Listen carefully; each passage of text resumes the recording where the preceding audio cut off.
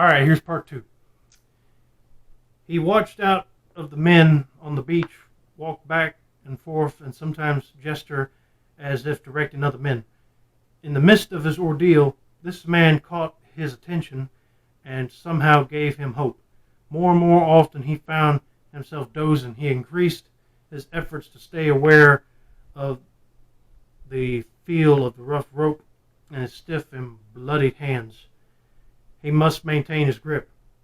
Night came, and he tried not to think of the tossing black water beneath him. The crews waiting for help received word that the tug could not leave Norfolk. When Keeper Corbell arrived on the morning of the 26th, he dreaded looking out at the rigging. But miraculously, the big man and 2 others were still there. 3 times he commanded the life-saving crews to launch a boat. Each time the immense watery arms of the sea seized the small craft and hurled it back on the beach. As the lifesavers watched, helpless, one man toppled from the rigging into the sea, only to be followed without a cry by another. 2 men erased from life as soundless as the stroke of a sponge wipes clean a blackboard. Corbell and his crew set out in the surf boat to rescue them. The men rowed desperately, their arms hurt as if the force of the waves would tear them off.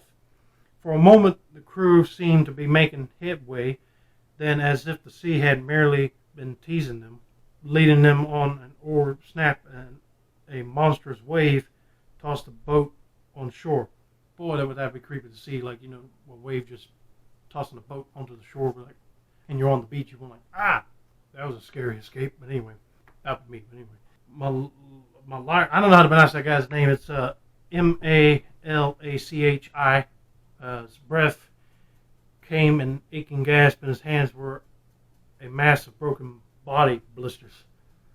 Ooh! Man, I hate to get blisters on any part of my body. Anyway, he was overwhelmed with hatred for his wild and wicked adversary here on the string offshore islands. The sea-birth men like him, it fed them, was a beloved mistress and a respected taskmaster, but also a monstrous tyrant. If they did not suffer death from its violent hands, at the very least they could be left broken and maimed for life. Now only one of the shipwrecked 5 still lived. Robert Garnett clung to his perch, his arms numb, salt spray right into the tortured tender skin on his face.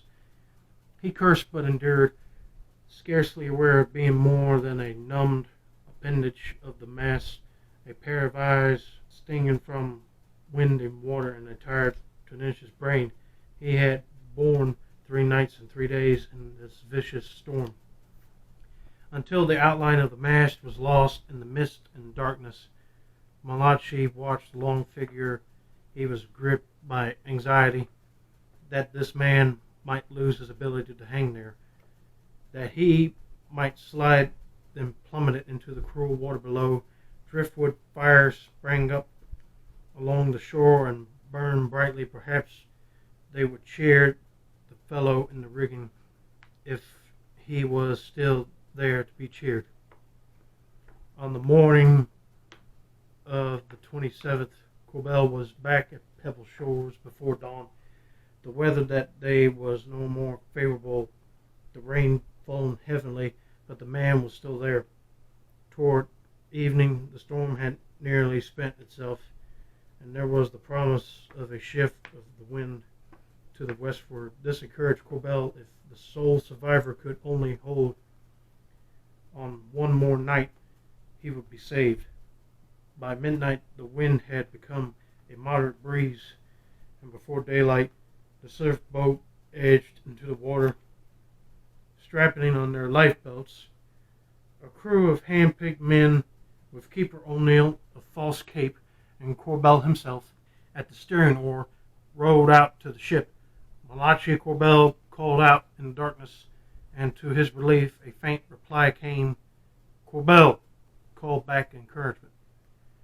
When it was daylight, they saw him, still wrapped in the sail. Robert Lee Garnett began to climb down stiffly and painfully. He had survived 4 days in the wind and storm. Corbell and his men carried him to the station that night. Malachi eased his weary body into the chair at his desk. The ordeal began 4 days ago was finally over. The seaman, Garnet, fed and now asleep, lay in a bed nearby. Elevation overwhelmed Corbell. He had wrestled the life of one man from his old and ruthless adversary, the sea. But the keeper was tired, and he wrote in his journal briefly, "One shipwrecked seaman waiting at the station to recover his strength. Feet both swollen badly from exposure. Malachi Corbell, keeper."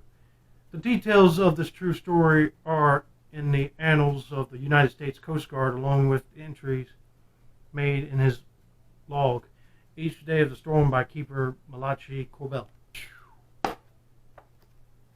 Now that has something to do with both maybe paranormal and mostly from Mother Nature and the sea. But that is a creepy story. But anyway, that's going to be it for now. The book reading and stuff for a while. Don't forget to like, subscribe, turn on those post notifications. This has been another successful installment of the Tin Man Collection channel. I'm Jeffrey Tin Man Taylor. Sayonara and happy Independence Day, everybody.